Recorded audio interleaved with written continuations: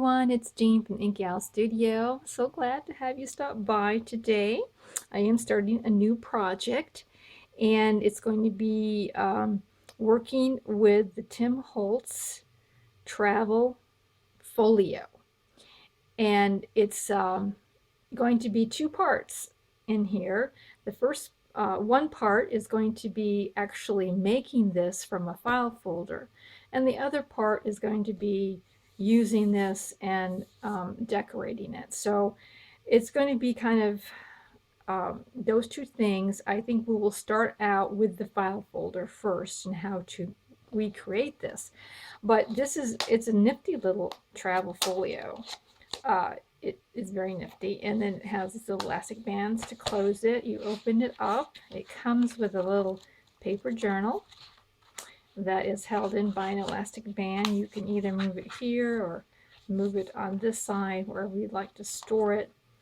These flip up, and they're like these waterfall tabs, so that you can connect your papers, and they come out in sort of a waterfall layer. You can kind of see the layers come up, and it's made with a really nice, hard cardboard. I'm not trying to sell these. I do not make any money, any commission on these at all. I'm just kind of giving you an overview of what they look like. I purchased this in January of 2022, and it was $10 on Amazon, and I looked at it today here in April, and it was 14, almost 14. So I don't know what there would be in like at Michael's or whatever store, but that's kind of the range of them. It's not a bad price. You get something that's already decorated, and you can just start by adding your elements right away. But like everything, they are going up in price, and they may not be available everywhere, and maybe you just want to make one yourself. So I'm going to be showing you or giving you directions of making one from a file folder. And we'll be working with that probably in the next couple of videos. And then we will, I'll see where we go with that as far as the decoration goes. So the first thing that I would have you do is first of all know that this is a heavy duty file folder, and that's what I usually work with in all my projects. However, I think with this project you could use a regular non-heavy duty regular file folder, not a dollar store one, because those are pretty thin, but something a little bit more regular weighted, like you would get at Office Max or Staples or something, of that nature. I think you could, because we're going to be covering both sides with decorative paper, especially if you're using like T Holtz paper. That is very nice weight, and so if you put two sides of paper on that, I think it would make it rigid enough for you. You'll have to know that this is very very heavy cardstock, or actually it's a cardboard, I would say. And anyway, so just wanted to alert that to you. Now you're going to need either a left or right orientated tab folder. The middle ones, I couldn't really get them to work the way I wanted them to, so it's either going to be left or right. I am going to be giving directions for a left orientated tab. Now if you happen to have a right one, all you got to do is just fold it over the opposite way, and you'll end up with one that looks like this. Now the first thing that you need to do is you need to trim off these little divots here that come up on the sides, and I think most file folders have this divot. Some are really much even larger than this divot, and so to get our measurements, I just don't like that look. So I cut these off on both sides before I get started. All right, I've got them all trimmed up nicely. So the first thing we're going to do is we're going to turn our file folder so that the tab is in the upper right hand corner. We'll open it up, I'm going to measure 4.5 inches from the indentation, not the tab, but the indentation 4.5 inches over, and we're going to cut that panel off right there. So let me do that really fast.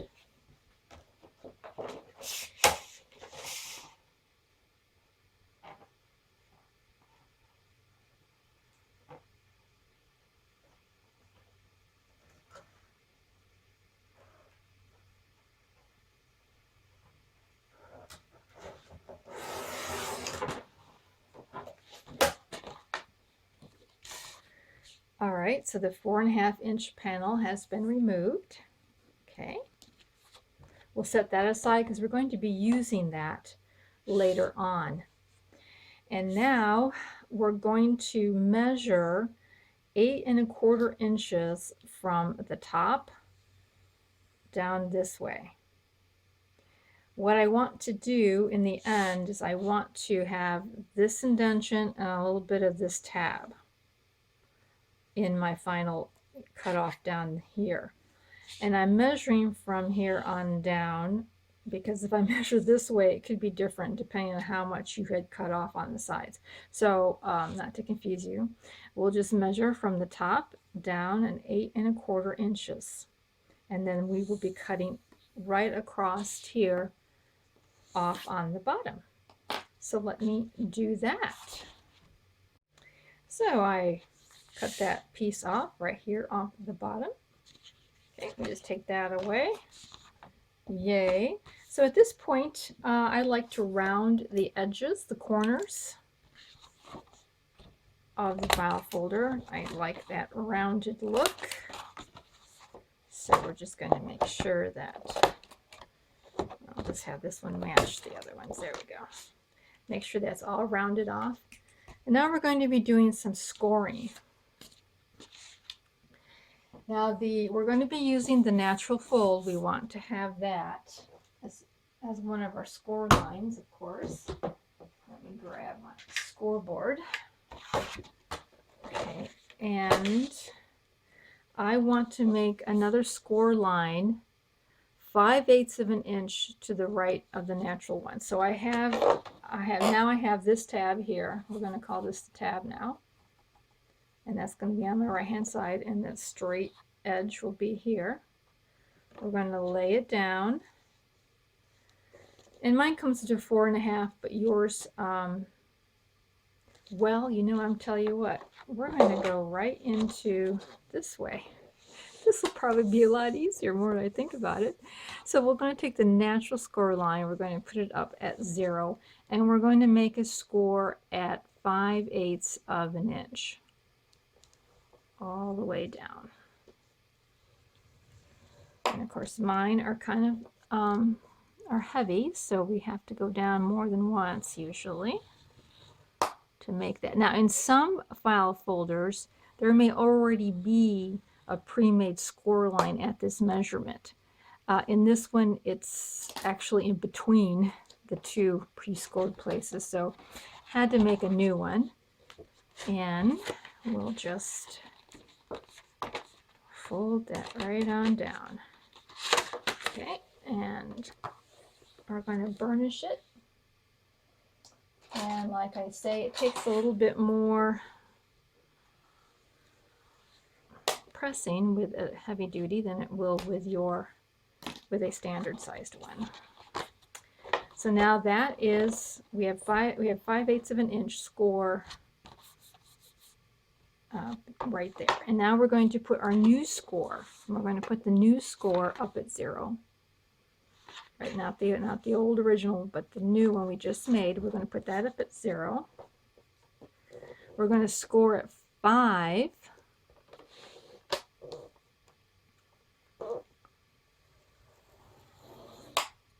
And you probably only have to go down once on yours. And then at 5 5/8. So we want two spines that are 5/8 of an inch wide.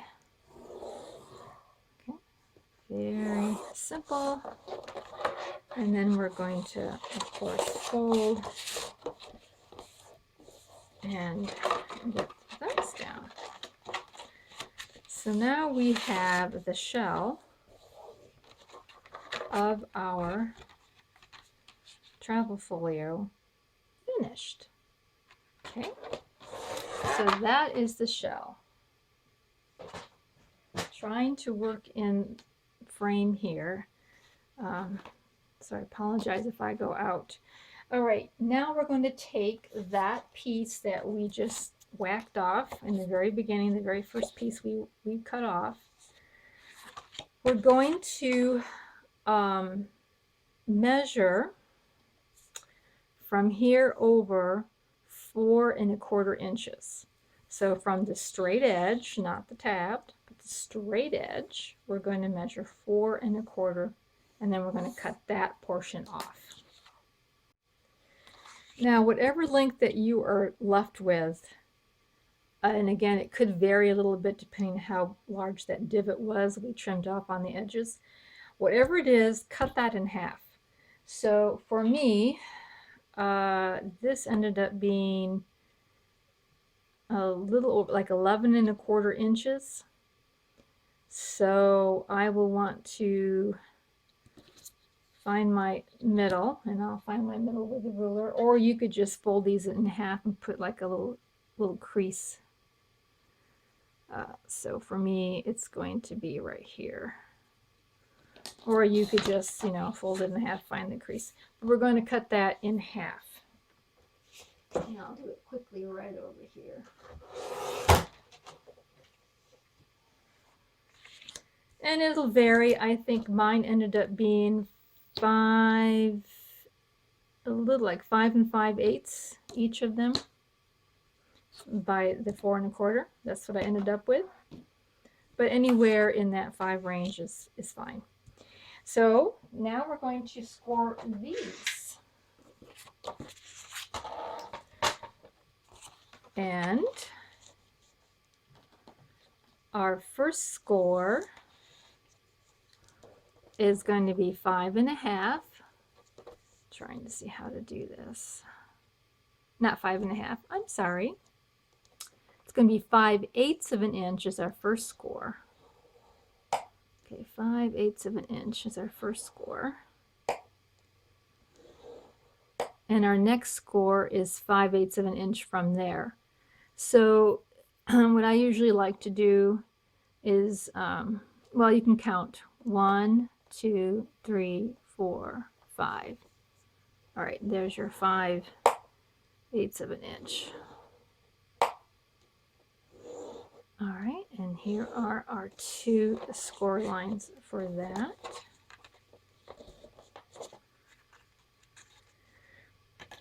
So we'll do the same with that. We'll go 5/8 of an inch. Ooh, got off there a little bit. 5/8 of an inch, and we're going to count 1, 2, 3, 4, 5.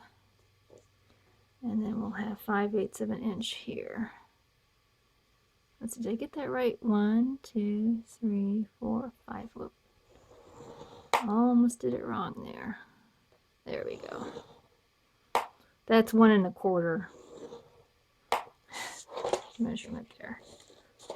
Okay, and so here are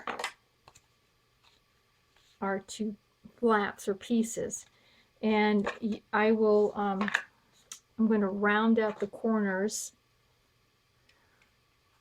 on this end, because this end is going to be the flap that comes over like so. And then I'm going to miter, and I'll take this board out of the way. I'm going to miter a little bit right there, like that. Just like that.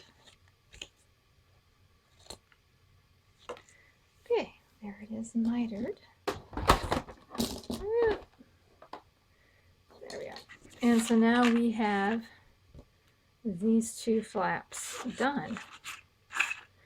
And these flaps then, I'm not going to put them on right now. Just miter them really fast. I'm not going to put them on yet because I find it easier for myself to cover them with paper before I put them in. But eventually what they're going to be doing is they're going to be connected right here at the back like so. And now you have the two flaps. And actually I like this better than the T Holtz one because the flaps overlap here. And I like that better than what he had. His were kind of like far apart. So that's how that will go eventually. Now we will progress with the waterfall at the next video, but right now what we need to do is we need to reinforce these folds here. And you can use various things. You can use masking tape. You can use bandage tape. Okay, so this is the tape you get in the first aid department, and it's for putting gauze on a wound or something. And if you use this, I would put down two strips of this, and I would put glue. I would use another thing of glue, a little bit coming down, either a glue stick or your wet glue or something when you use either masking tape or this tape, because the stickiness is not that dependable, and that way it'll be really well reinforced.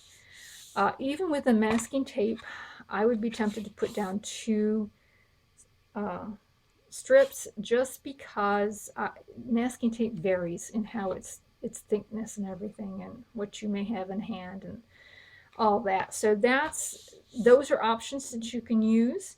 Of course, another option would be to glue down some muslin cloth, a little thin strip of muslin cloth, and glue it down with a white wet glue. I probably wouldn't use Fabri-Tac for that. I would just use, I use glitter glue, but any kind of a white clear drying glue, you could put that down there.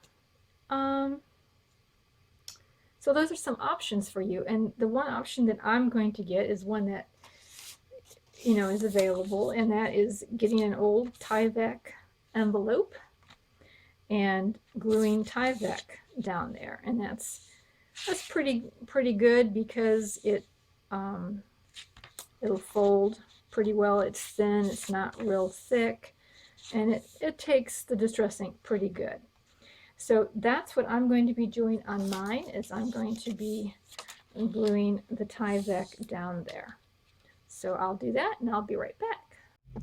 All right, my Tyvek is glued in. It is pretty dry. And you might want to just take your bone folder and just kind of work in that fold, pressing down along that fold a little bit to make sure there's good adhesion and bendability. And if these sides begin to lift up after you do that, just put a little bit more glue down there and it'll be fine. So there's that.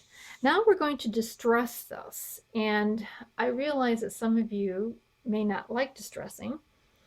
However, if this, if you use masking tape, the masking tape will probably blend in with the color. But if you didn't, you may need to do at least these joints. Now we are going to get paper and put over these spines so that it won't be glaring, but a little bit of the spine is going to come through. So you might want to do just a little light distressing down those creases so it's not so white. But I'm going to do even more distressing. So I have chosen brushed corduroy. It is just a step darker than vintage photo, and I want to get inside, and I want to make sure I'm rubbing inside those creases there. Now I could fold it back and do it this way. This is kind of another way of doing it. It's a pretty fast way. Yeah, let's just do it. Let's try this way. But make sure your thing is dry if you do it this way, whatever you put in there. I think mine's pretty dry. I was a little hesitant there, but I think it's okay. And just get in there and backward fold it, and we'll get right inside those creases, because those are the ones that will show whether you distress or not. And you might want to use vintage photo because it is a little bit lighter. It just depends on what kind of paper you're putting down there.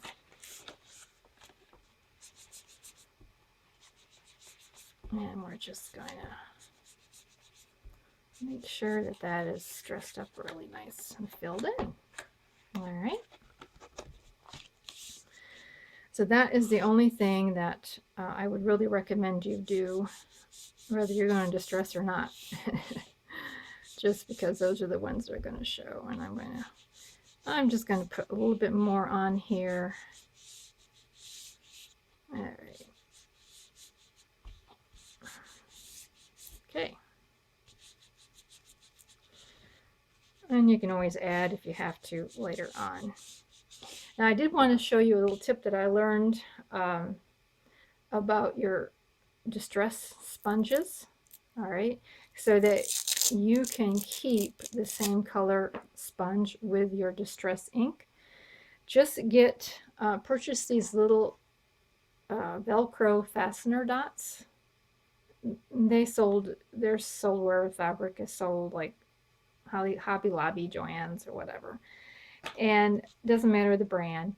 You're just going to use the one side. You're going to use the real rough side. And I just use a half. You don't need much. I just cut mine in half. And then that way your little pad will fit underneath here. And there's usually enough room here for that to be stored. And that way you've always got it. So that's kind of what I do. Now, when you put this down someplace, the distress ink can come off. So,